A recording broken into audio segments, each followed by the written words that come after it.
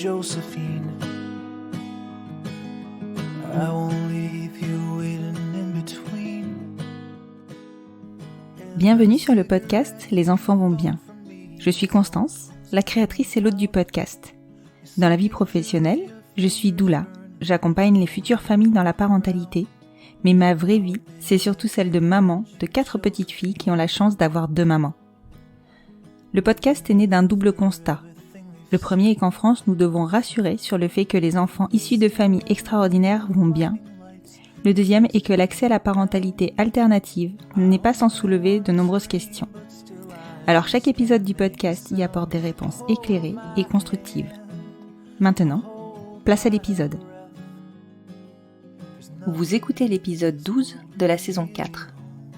Aujourd'hui, je vous propose un épisode dont la thématique est le donneur. Encore, me direz-vous. Oui, encore. Parce que je crois qu'il n'y aura pas assez d'une saison entière pour parler de ce choix essentiel qui se pose à nous. Et parfois on teste, on tente des parcours qui semblent nous correspondre, jusqu'à ce que la vie nous envoie un signe. Pour Estelle et Audrey, le signe était plus qu'évident, puisque le premier confinement a mis un gros coup de frein à leur parcours PMA en Espagne. Ce temps suspendu leur a permis de revoir leur projet, de se rappeler des points essentiels de leur réflexion au sujet du donneur, et de finalement se dire qu'elles préféraient le connaître et surtout, qu'elles savaient qui serait le donneur de leur bébé. Fortes de cette certitude, elles lui ont fait une demande, comme on la faisait en plein Covid, en visio. Il n'y avait que lui, et il a dit oui. 2 fois même. Mais Estelle et Audrey n'en sont pas restées là, puisqu'elles ont souhaité lui offrir un rôle important dans la vie de leur petite fille. Il est son parrain. Jusqu'à présent, je n'ai enregistré que très peu d'épisodes dont les familles ont des donneurs connus proches, et parfois jouant un rôle dans la famille receveuse. C'était le cas de Barbara et Marie dans la saison 1, si vous souhaitez aller écouter un autre épisode témoignant de cette possibilité. Souvent, le fait de connaître le donneur et d'arriver à lui trouver une place qui restera la sienne sans concession sont des composantes trop impactantes pour que l'on franchisse le cap de cette configuration. Ces 2 témoignages devraient vous rassurer là-dessus. Je vous souhaite une bonne écoute. Bonjour Estelle, bonjour Audrey. Bonjour Constance, bonjour. Je suis ravie de vous retrouver aujourd'hui pour cet enregistrement qu'on a calé suite à votre enregistrement à votre participation aux rencontres de la Saint-Valentin. Est-ce que pour commencer, vous pouvez vous présenter, vous représenter ? Alors, moi c'est Audrey, je suis mariée avec Estelle. On a toutes les deux 30 ans et on est les mamans d'une petite Rose qui a 2 mois et demi. Petite Rose qui est avec vous, petit chou. Oui. Donc on risque de l'entendre sur l'enregistrement, c'est normal, c'est un podcast sur la parentalité. Les enfants sont les bienvenus. Et nous sommes aussi les mamans de 4 poilus. Waouh. De chats et de chiens. 4 pattes. Donc de 16 pattes. C'est ça, on est 7 à la maison. Ah, 7 in heaven. Faut lancer le jingle. Là. Voilà, exactement. Mais je ne l'ai pas. Mais on l'entend bien dans notre tête. Super. Super, 2 chats, 2 chiens. Ils s'entendent bien ? Ah oui, très bien. Bon, impeccable.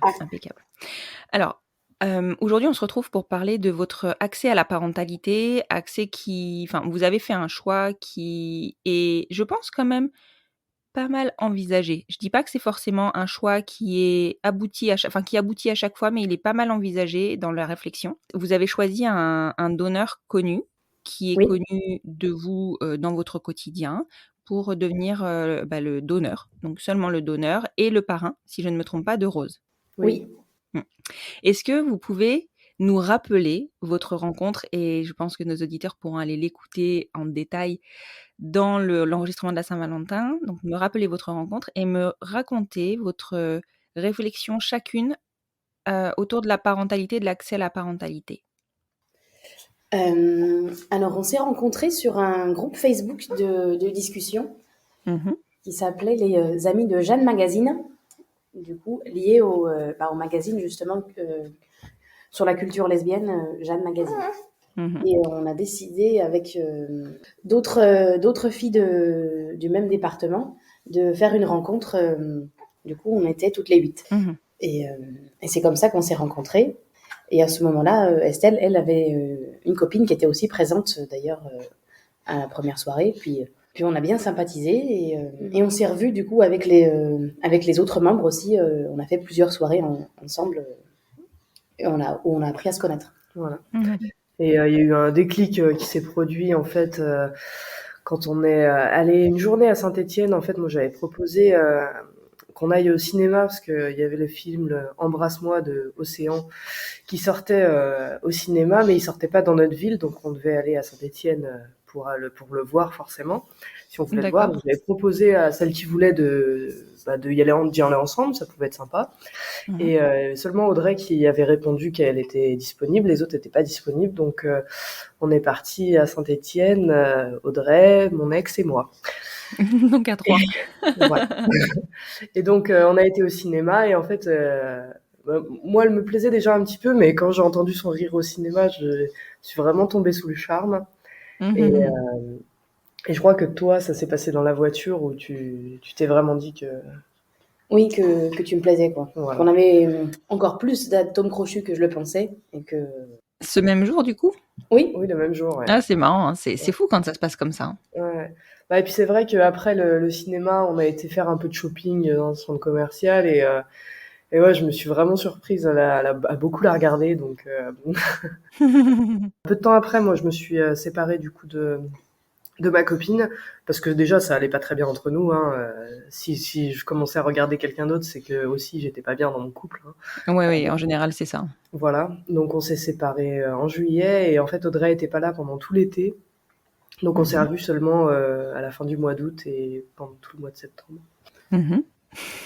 Et au mois de septembre on s'est vus plusieurs fois et plusieurs fois je crois, parce que moi j'avais pas vraiment compris, qu'elle avait tenté des approches de me dire « Ah oui, je peux te raccompagner, ah oui, ça dit d'aller au cinéma, etc. » Enfin, qu'à chaque fois j'étais contente de la voir, mais j'avais pas encore réalisé que je lui plaisais aussi. Ouais. Et il y a eu un vrai... déclic. Oui, quand on s'est vu chez moi pour une soirée film. Et où à la fin, tu es partie sans à peine en me disant au revoir, mais de loin, même pas de bise. Et tu es partie comme ça, et puis je me suis dit, mais qu'est-ce qui s'est passé là ? Ça n'a pas dû bien marcher en fait, finalement. J'ai dû me faire un cinéma. Et finalement, elle m'avait envoyé un message le lendemain en me disant que je lui plaisais beaucoup. Et j'ai répondu quelques heures plus tard parce que je n'avais pas vu le message. Le stress. Qu'elle aussi me plaisait. Et notre histoire a commencé du coup la semaine d'après pour notre premier rendez-vous. D'accord. Et il faut savoir aussi que je suis professeure dans le collège et dans le lycée où elle a été élève. Voilà. Non, ça c'est drôle. C'est drôle. C'est très drôle, oui. C'est clair. Et du coup, mes collègues étaient au courant qu'on était ensemble. Enfin... Oui, du coup, ils connaissaient Estelle et ils connaissaient Audrey, quoi. C'est ça. Bah, et puis en plus, pas des mêmes périodes. Pour le premier rendez-vous, on s'était donné rendez-vous en fait sur le parking à la sortie du lycée. Elle est arrivée avec mon ancienne prof d'espagnol. Salut. Ah oui, oh là là, le malaise. C'était un peu ça. Ah bah oui, c'est clair. Et alors, est-ce que chacune de votre côté, vous aviez réfléchi à la parentalité, à l'accès à la parentalité avant de vous rencontrer ? Est-ce que c'était une évidence ou est-ce que c'est de vous être rencontrés qui a levé ça ? Alors, moi, j'ai toujours voulu des enfants, aussi loin que je me souvienne. Enfin, quand j'étais adolescente, je voulais une famille nombreuse même. Après, je suis vite revenue sur ce choix quand même. Et quand j'étais avec mon ex-copine, on y avait aussi réfléchi. On avait même commencé des démarches. J'avais fait même des analyses. On avait contacté une clinique en Espagne. Et puis, j'ai réalisé que j'étais pas encore prête à ce moment-là. Surtout pas prête avec elle. Oui, voilà. Et donc, quand on s'est séparés, moi, j'avais toujours envie d'avoir des enfants. Et donc, quand avec Estelle, on s'est mis ensemble, pour moi, c'était une évidence. Et t'en avais parlé avec Estelle ? Et on en a parlé, mais elle n'était pas très chaude au début. Donc, du coup, Estelle, est-ce que toi, tu y avais réfléchi avant ? Alors, moi, c'est pareil. Je m'étais toujours vue avoir des enfants un jour. Enfin... sans jamais faire aucune démarche ni rien. Enfin, j'ai jamais été avec quelqu'un avant Audrey qui m'a donné envie de me dire, bah ça y est, c'est le moment, je vais avoir un enfant. Pour moi, c'était plus loin. J'y pensais, mais dans un futur pas très proche, on va dire. D'accord. Et donc en fait, quand on s'est rencontrés avec Audrey, donc j'étais avec mon ex, et donc on s'est séparés, et je me suis assez vite remise avec Audrey parce que c'était une évidence. Mais c'est vrai que à la base, je m'étais dit que j'aurais aussi aimé prendre un temps pour moi parce que dans cette relation d'avant m'avait quand même beaucoup éprouvée et j'avais besoin de me retrouver en fait. Et c'est pour ça qu'au début de notre relation, moi j'ai aussi un peu mis les freins. Ouais. Parce que Pas trop vite, c'est vrai enfin elle, ça faisait un moment qu'elle avait pas eu de relation, donc elle était prête à re-rentrer dans tout ça. Moi, pas du tout. Et c'est vrai qu'au début, elle voulait qu'on emménage ensemble assez vite. Moi, je n'étais pas prête. Enfin, et pareil pour les enfants, en fait, elle m'en a parlé aussi assez vite. Et j'ai tempéré. J'ai dit oui, moi aussi, je veux des enfants, mais juste pas tout de suite. Voilà. Voilà. Et donc, j'ai réussi à la faire patienter en prenant un chien. D'où les 4 poilus. Bah, là, on en a eu qu'un. En premier, on a eu Clark, déjà, voilà. Mais en fait, j'ai vite compris que pour elle, enfin, elle me l'a dit, en fait, que c'était pour elle un besoin presque viscéral et qu'elle se sentait pas bien, en fait, de pas avoir d'enfant. Et D'accord. donc, là, j'ai compris que c'était vraiment important pour elle et puis de toute façon, je me disais que c'était la femme de ma vie, donc Ouais, t'avais cette certitude-là. Voilà, et que j'avais envie d'avoir un enfant avec elle. Donc j'ai dit, bah vas-y, allez, on se lance. Allez, fou. J'ai pas eu besoin de le dire 2 fois.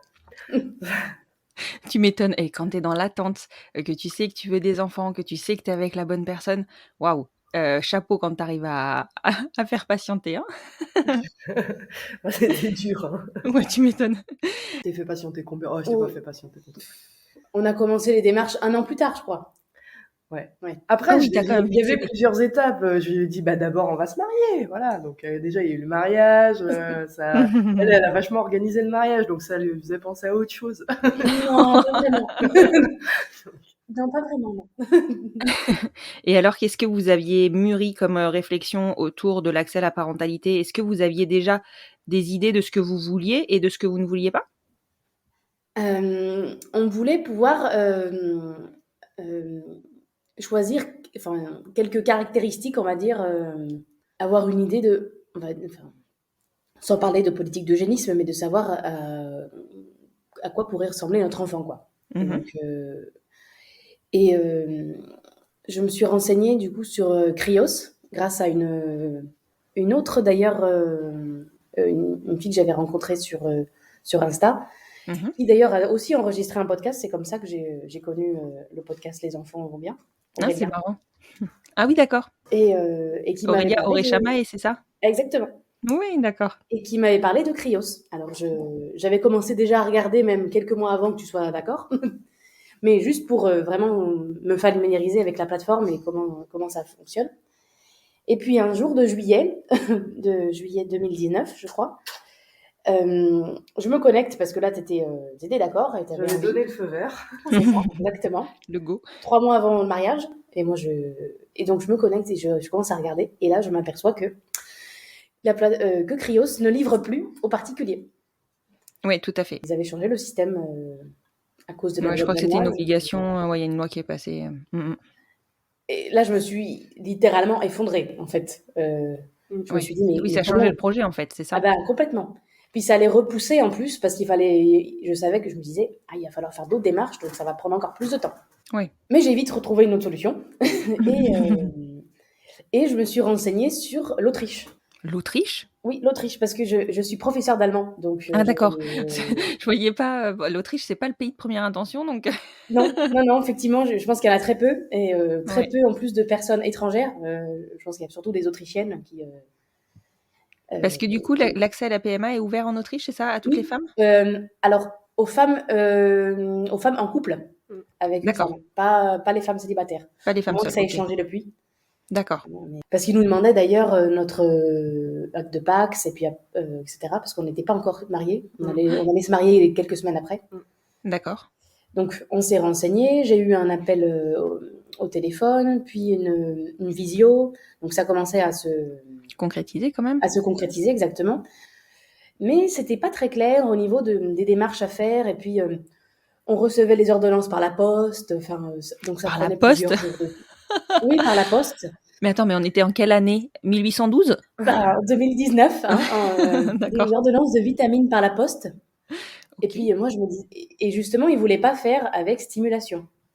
D'accord. Et je me disais, mais quand même on fait beaucoup de kilomètres, si on n'est même pas sûr du jour auquel ça se passe, si le jour est le bon. Oui. On met un peu toute notre vie entre parenthèses pour ça, et notre argent. Et, oui. Et je me disais, mais si ça marche pas, juste parce qu'on s'est trompé de fenêtre. Il déclenchait même pas l'ovulation? Bah non. D'accord, vraiment sur cycle purement naturel. La réflexion du coup. Donc, d'accord, ok. On n'a pas eu autant de détails. D'accord. Et puis surtout, lors d'une visio, on a découvert qu'il fallait que Estelle signe un papier chez le notaire, mais elle parle pas allemand. Donc je me disais, mais ça n'a aucune légitimité juridique de faire signer un document chez un notaire alors qu'elle ne comprend pas ce qu'elle est en train de signer en fait. Oui, ils appliquent vraiment le protocole allemand, enfin autrichien en l'occurrence, le protocole autrichien à tous quoi, oui, interne au pays comme externe au pays. D'accord. C'est ça. Ouais. Et c'est la reconnaissance, je suppose. C'est ça, exactement. Ouais. Et là, je me suis dit non mais c'est trop compliqué. Et j'avais déjà fait un comparatif avec l'Espagne aussi, et c'était plus ou moins pareil, sauf que c'était plus simple quand même. Mm-hmm. Mais j'avais fait, du coup, entre-temps, quand même, avec l'Autriche, puisque j'avais eu des demandes d'examen, d'échographie, etc. J'avais tout fait. Et donc, je crois qu'on a laissé tomber l'Autriche, je pense, en octobre 2019. Oui. Et en novembre, j'avais déjà contacté l'Espagne, en fait, une clinique en Espagne, Girex à Gérone. D'accord. Et on a pu faire le premier essai, du coup, en début décembre.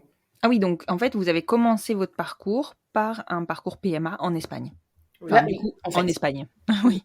C'est ça, exactement. Notre premier essai, du coup, c'était en décembre 2019. D'accord. Ça n'a pas marché. Mm-hmm. Et on a refait un deuxième essai au mois de février, mais au final, on n'a même pas fait d'essai parce que je réagissais même plus au traitement. Donc, on a laissé tomber.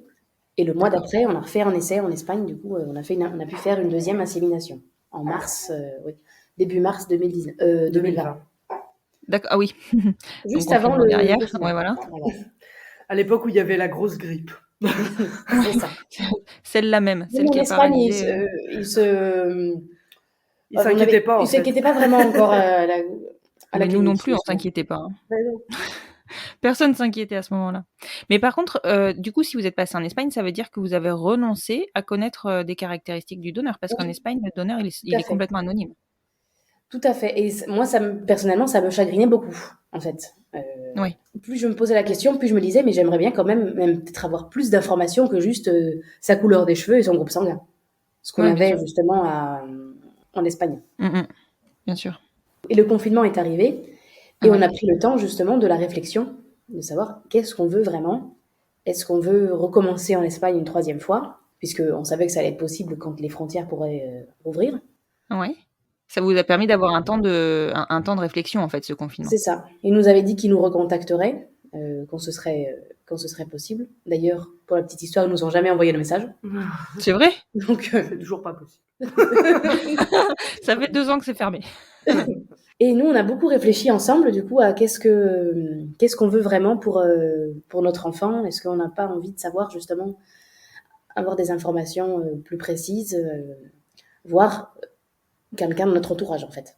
Parce qu'on a des amis qui ont fait ça aussi, avec un donneur connu, justement. Ah oui, donc vous aviez un background, en fait. Oui, moi, je connaissais déjà plusieurs personnes qui avaient eu un bébé, justement, avec un donneur connu. D'accord, ok.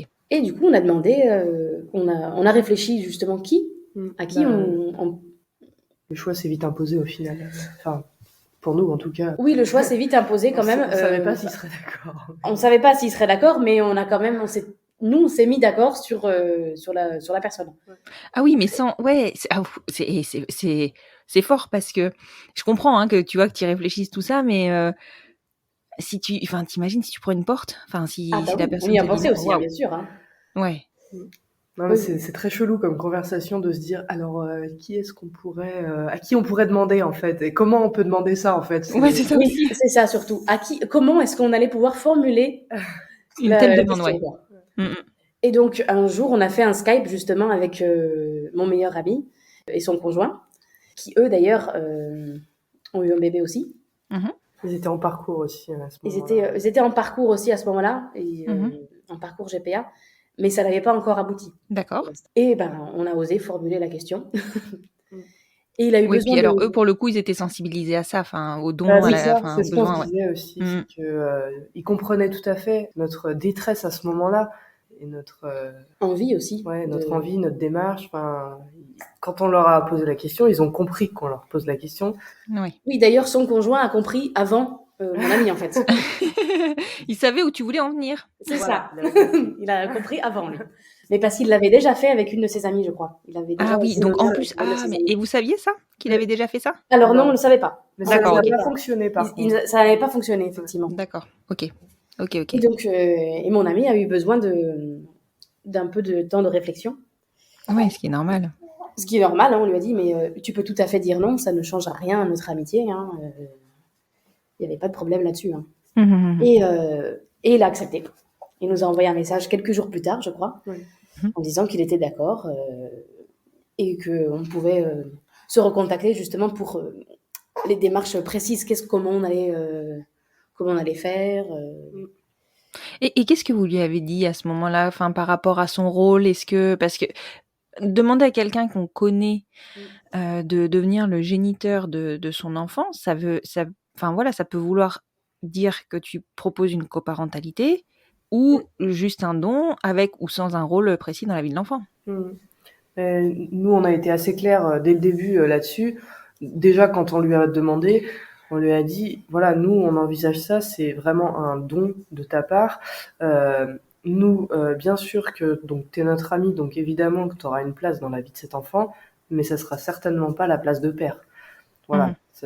Alors, nous, dès le début, on s'était dit qu'on dirait au bébé quand le moment serait venu, qui est son donneur, puisqu'on le sait, donc autant le dire. Et puis on veut pas que ça devienne un secret de famille ou ce genre de choses. Mais par contre, voilà, nous, fallait que ce soit très clair pour tout le monde que en aucun cas, ça serait son enfant, quoi. Oui, bien sûr. Et il était parfaitement d'accord avec ça. Et lui aussi voyait ça comme ça, en fait. Et est-ce que lui, il a émis des conditions? Mais non, je crois pas. C'était un oui sans concession. Oui. Non, il était super. surtout... je pense qu'on était tous un peu stressés de savoir comment on allait faire, comment tout ça allait s'organiser. Mais il y avait un peu de stress de partout, mais tout le monde était plutôt partant, quoi. Même son conjoint, ça lui posait aucun problème. Voilà, c'était... Mais tu m'étonnes qu'il y avait du stress. Si en plus, eux, ils étaient en parcours de GPA, enfin, tu vois, tout devait pas se mélanger parce que c'était deux projets très précis, très distincts, mais quand même, il y a eu beaucoup d'émotions, ouais. Ouais, c'est ça, et puis je me dis que un parcours de GPA, c'est toujours super long, et il y avait possibilité que vous soyez maman avant que lui, il accède à la parentalité de son côté. Et oui, bien sûr. C'était une possibilité, ça. Et finalement... Et finalement, non. Finalement, ça s'est pas vérifié. Non. 4 mois après, ils nous ont coiffé au poteau. Ils vous ont coiffé au poteau. Ouais, mais en même temps, du coup, vous vivez... c'est marrant parce que l'histoire est pour le coup très similaire. C'est une histoire parallèle. Ouais, puis l'histoire est belle parce qu'au final, elle finit bien pour les deux couples, donc c'est super. Ouais. Oui, absolument. Et puis, on en avait discuté aussi avec eux de la possibilité si un jour la loi change, de pouvoir nous aussi leur rendre l'appareil. Oui, bah oui, d'accord. Ok, donc du coup, vous aviez c'est quelque chose que j'envisage totalement pour potentiellement porter l'enfant de quelqu'un. Ah bah oui, c'est tout à fait quelque chose que j'envisage de faire, que j'envisagerais si c'était possible en tout cas. D'accord. Et ça, je trouve que c'est admirable, mais en même temps, je pense que moi aussi, tu vois, j'aurais été capable de le faire. Il aurait fallu que ça m'aurait demandé pas mal de réflexion. Je dis aurait parce que, je parle au passé parce que maintenant j'ai 40 ans, donc autant me dire que je pense que c'est un peu fini pour moi tout ça. Mais ouais, c'est quelque chose qui me paraît assez évident de pouvoir porter pour quelqu'un. Bon, c'est propre à chacun. Oui.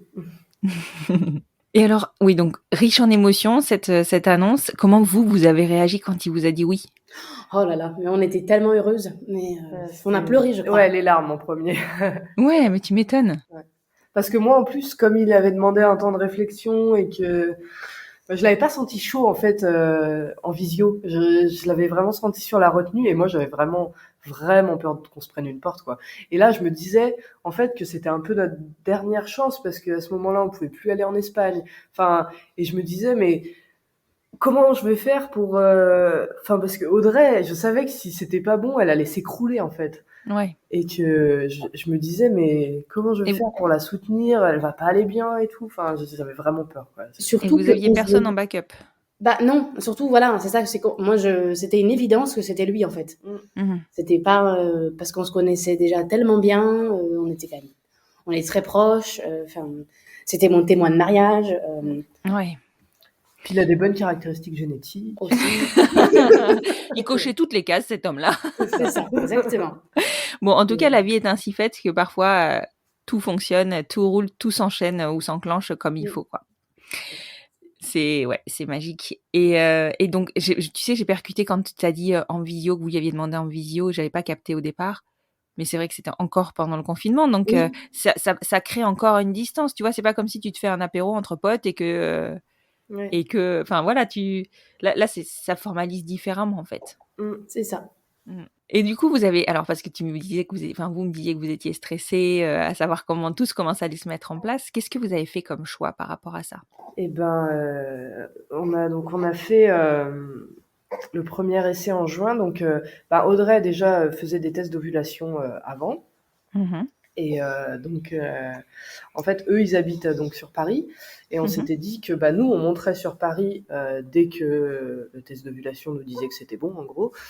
Et donc, eux nous accueillaient chez eux. Nous, on avait proposé aussi de faire ça dans un hôtel si c'était pas à l'aise. On était prête à prendre un hôtel pour faire ça. Ils nous ont dit non, venez à la maison, ça sera plus sympa. Enfin, voilà. Et donc, on avait aussi acheté en pharmacie un petit pot pour recueillir le sperme du coup.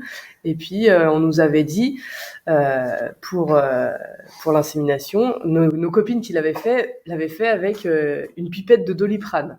Ouais. Finalement, on a découvert que la pipette d'Advil c'était mieux. Mais oui, mais j'ai découvert ça il y a pas longtemps. Il paraît que c'est mieux. Voilà. Elle est plus longue, c'est pour ça, non? Donc on a acheté des litres d'Advil pour bébé.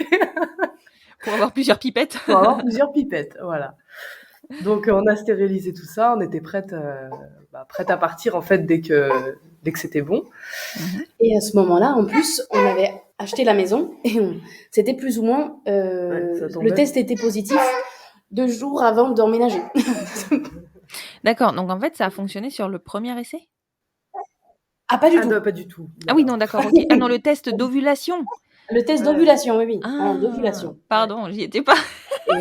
Non, en fait, comme il y avait le déménagement, on est parti plus tôt sans avoir le test positif d'ovulation. Et en fait, on l'a fait trop tôt, quoi. Enfin, clairement, ça pouvait pas marcher. Ouais. Donc, oui, si le test d'ovulation n'était pas positif. Mais on va dire que ça nous a permis de faire quand même un coup d'essai tous ensemble, de voir comment ça se passait, parce que quand on est arrivé là-bas, on dit bon, alors comment on fait, toi t'en as pour combien de temps, moi ça va aller très vite, d'accord. Donc et puis tu toques à la porte, moi je récupère le petit pot, ok, on fait le transfert. Voilà. Enfin, donc ça nous a permis aussi de nous organiser et de se détendre, voilà, aussi. De prendre tout ça à la rigolade. Et donc le mois d'après, on a refait un essai. Et là, ça a fonctionné, mais j'ai fait une fausse couche. Ah, dur. Mais dès le début, j'ai senti qu'il y avait quelque chose qui allait pas, en fait. J'avais mal sur un côté et je me disais, c'est quand même pas normal. Et donc, j'ai fait un test sanguin et justement qui était positif, mais le taux de bêta-HCG était très bas. Et là, j'ai compris qu'il y avait un problème.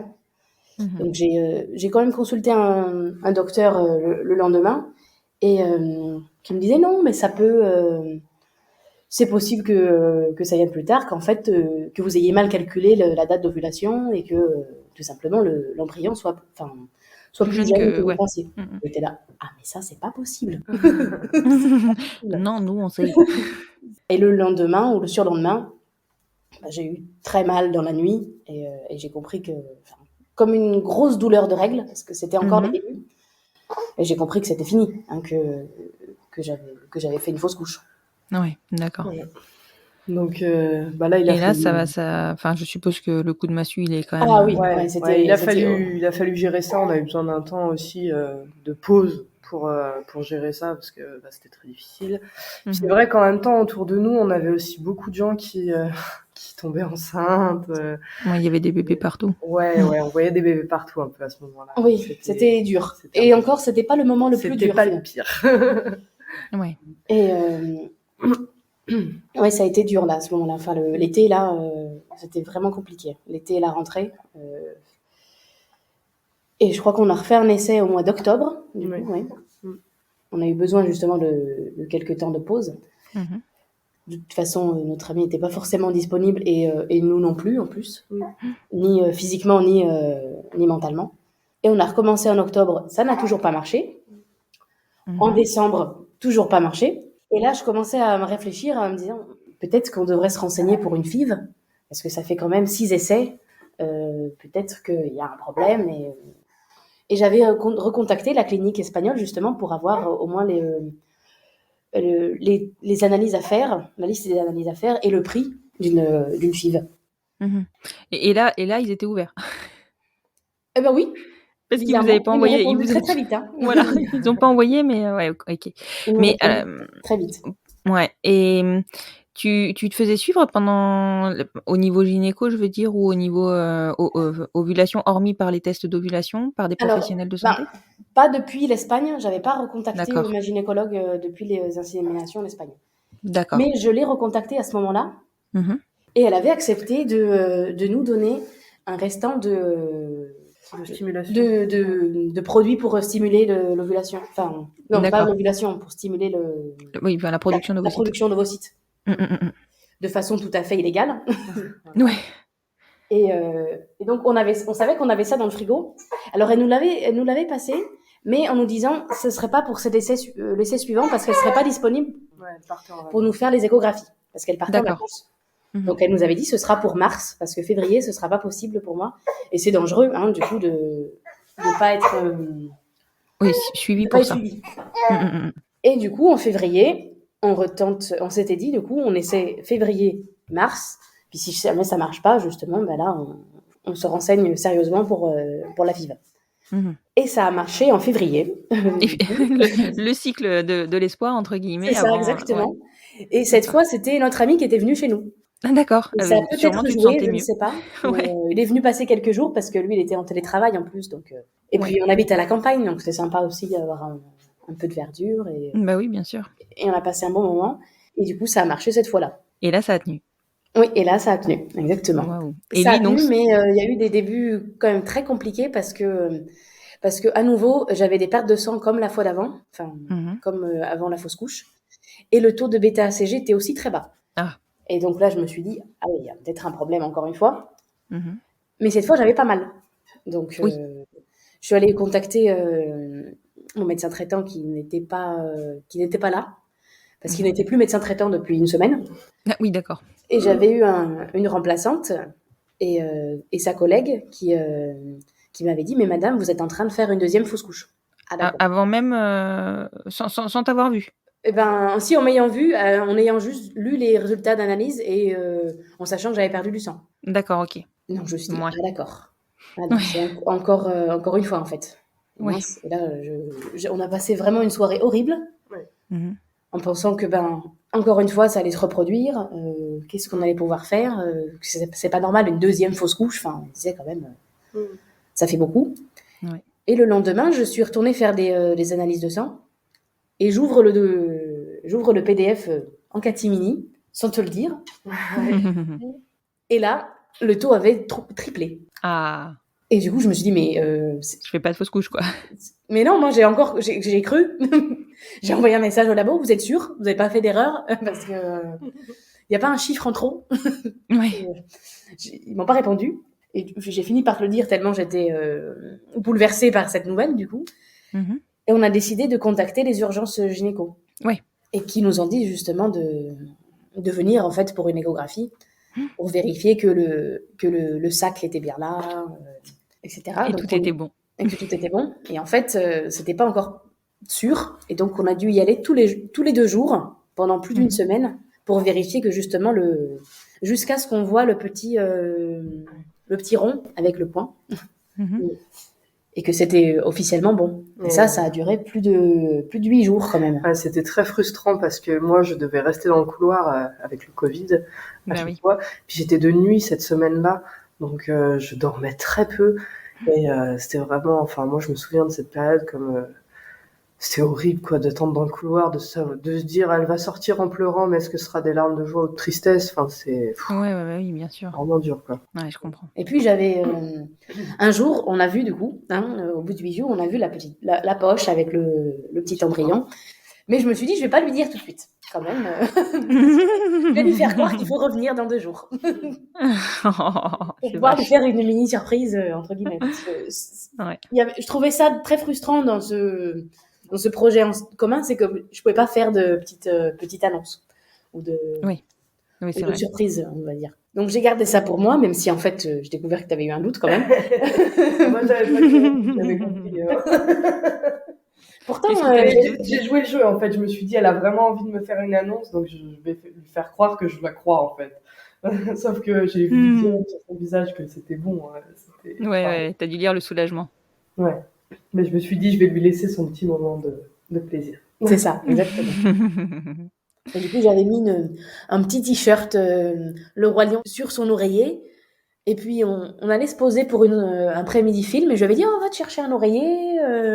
On va se caler un peu bien sur le canapé. Et puis, du coup, elle est allée chercher son oreiller. Et elle a vu. Et alors?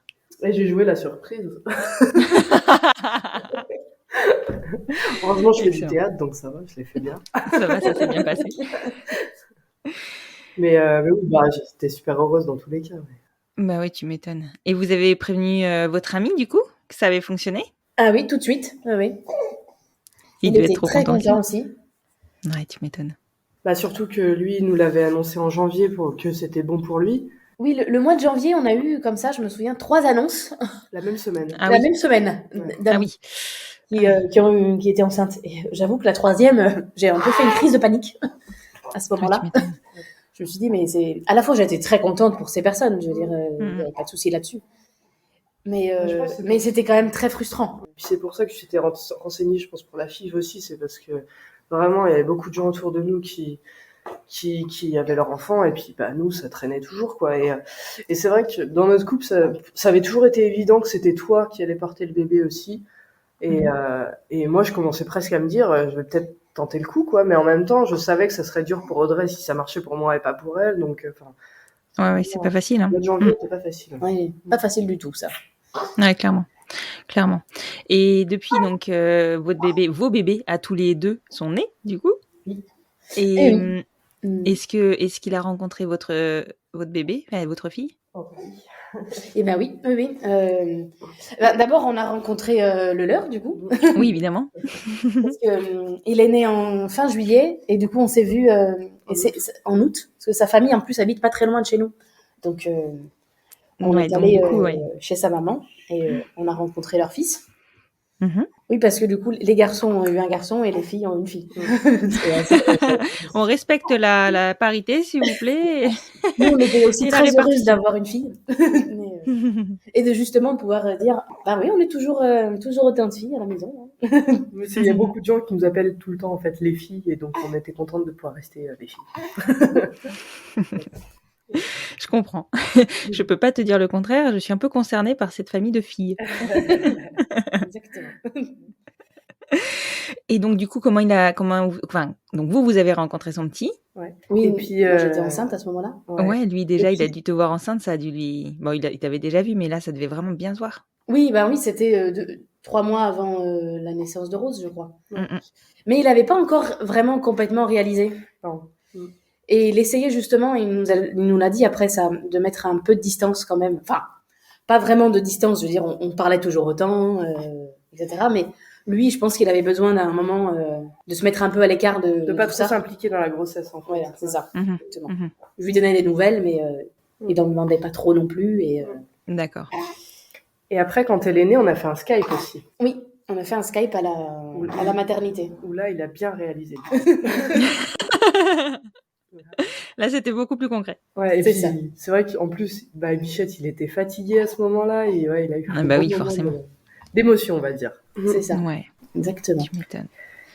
Et depuis, comment ça se passe entre vous? Super bien. Super bien. Ouais. Ouais. On s'est vus à Noël, du coup, tous les 6. Et moi, j'ai vraiment l'impression qu'on est une grande famille, en fait. Ouais, une famille élargie, quoi. Ouais, c'est ça. ça. C'est que, en fait, nos parcours ont tellement été compliqués, on s'est vraiment beaucoup rapprochés. Parce qu'à la base, vous deux, vous étiez amis, mais nous, les conjoints, on se connaissait comme ça, quoi, voilà. Et ça a vraiment créé un noyau où, moi, je les considère vraiment comme ma famille, quoi. Et leur fils, si un jour il a besoin de conseils d'une femme ou quoi, j'espère qu'il pourra se tourner vers nous, et j'espère que Rose pourra se tourner vers eux, si elle a besoin de parler à un homme aussi. Enfin, voilà, quoi. C'est pour ça qu'on a décidé de le mettre parrain aussi. Et est-ce que vous avez prévu de parler à Rose, ou est-ce que vous lui en avez peut-être déjà parlé, mais de dire à Rose que donc votre amie est son donneur? Alors oui, on va le lui dire, mais on ne l'a pas encore fait. Non, pour l'instant, Bon, en même temps, elle a 2 mois et demi. on l'appelle juste tonton. Voilà, pour l'instant, c'est D'accord, tonton oui, voilà, parrain, il a un petit nom, c'est le parrain. C'est Il ça. a un- Mais on lui a pas encore dit, mais on le lui dira en temps voulu, hein, et même petite, hein, je veux dire, si elle pose des questions, il n'y aura pas de souci pour. Dès qu'elle sera capable de comprendre, qu'elle posera des questions, on lui dira très clairement que c'est son donneur, quoi. C'est chouette, hein, franchement.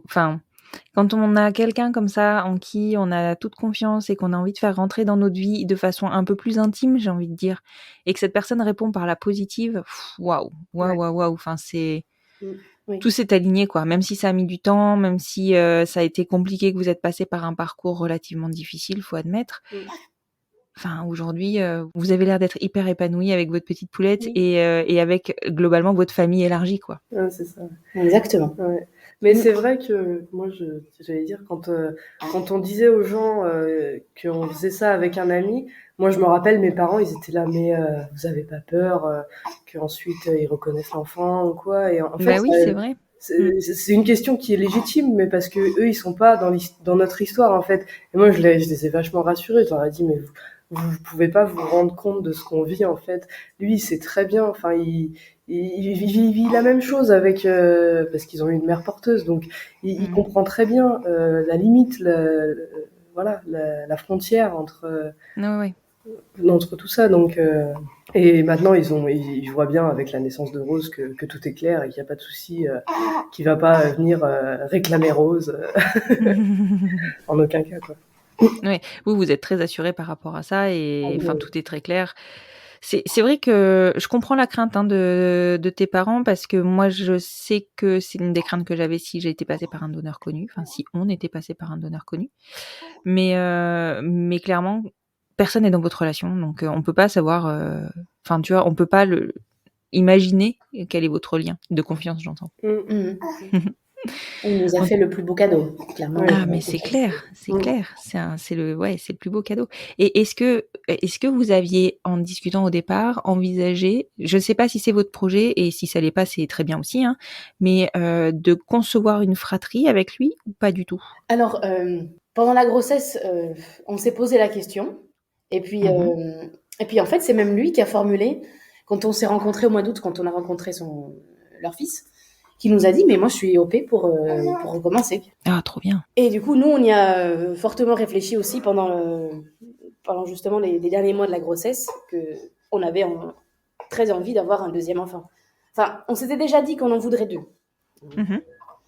Et donc là, on savait que ce serait possible, on va dire.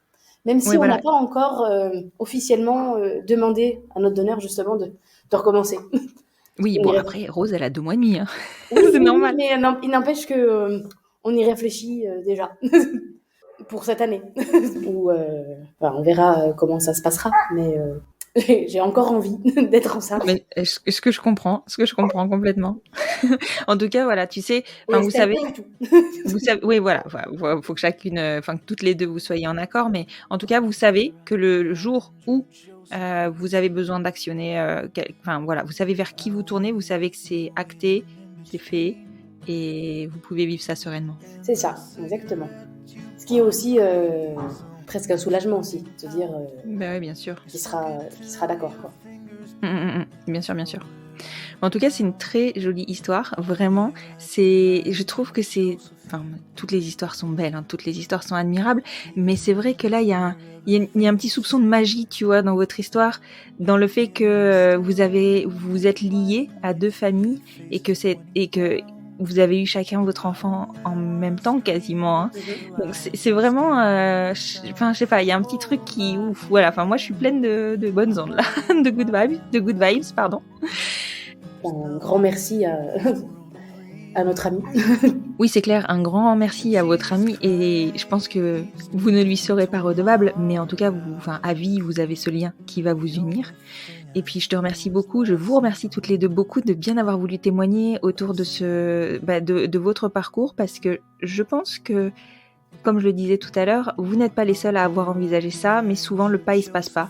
Parce que on hésite à demander, on hésite sur la personne, on hésite sur la confiance aussi qu'on accorde à cette personne. C'est pas facile, mais là je crois que vous nous avez donné envie de passer le cap.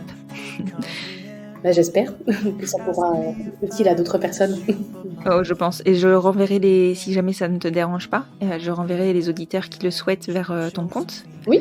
Pour pouvoir répondre aux questions qui se posent. Et puis, je te remercie encore une fois beaucoup. Je vous remercie encore une fois beaucoup. Et puis, je vous dis à très bientôt. À très bientôt, Constance.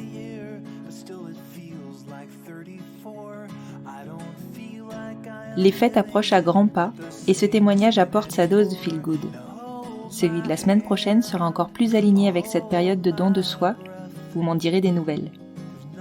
Ensuite, je vous proposerai de redécouvrir 2 épisodes marquants du podcast, celui de Barbara et Marie, dont j'ai parlé dans l'introduction, et celui d'Aurélia et Charlotte, qui complétera celui de cette saison. Dans la newsletter du podcast, je dois vous parler d'une autre newsletter, celle du collectif Famille. Jusqu'à présent, nous envoyions une newsletter par mois par email, comme tout le monde, et nous avons fort à parier qu'elle encombrait vos boîtes mail et que vous n'aviez pas toujours le temps de les ouvrir et de les lire. Alors on a eu une idée. Pourquoi ne pas rendre le format plus ludique et surtout plus facile à consommer ? Sur place ou à emporter ? Vous me suivez ? Nous avons donc la joie de vous annoncer la naissance de la chaîne de podcast du collectif, qui s'intitule tout simplement Collectif Famille, dans laquelle vous pourrez retrouver pour le moment les newsletters en format audio, et ensuite l'idée sera de convertir en audio un maximum de contenu dans les mois à venir pour les rendre accessibles au plus grand nombre. La première newsletter est d'ores et déjà en ligne sur toutes les plateformes de podcast. Vous nous direz ce que vous en pensez ? Enfin, vous me demandez souvent comment soutenir le podcast. Le meilleur moyen est de lui donner plus de visibilité, partage sur les réseaux sociaux, notation sur les plateformes d'écoute, bouche à oreille, et je sais qu'il fonctionne bien. Vous pouvez notamment partager le compte Instagram du podcast, @lesenfantsvonbienpodcast. En gros, faites du bruit, plus vous en ferez, plus ma reconnaissance sera grande. Merci, merci, merci pour votre soutien. Et maintenant que vous avez la pêche, je vous souhaite une excellente semaine. Jesus Christ, please tear my heart out so I wanna feel a little less alone, less alone.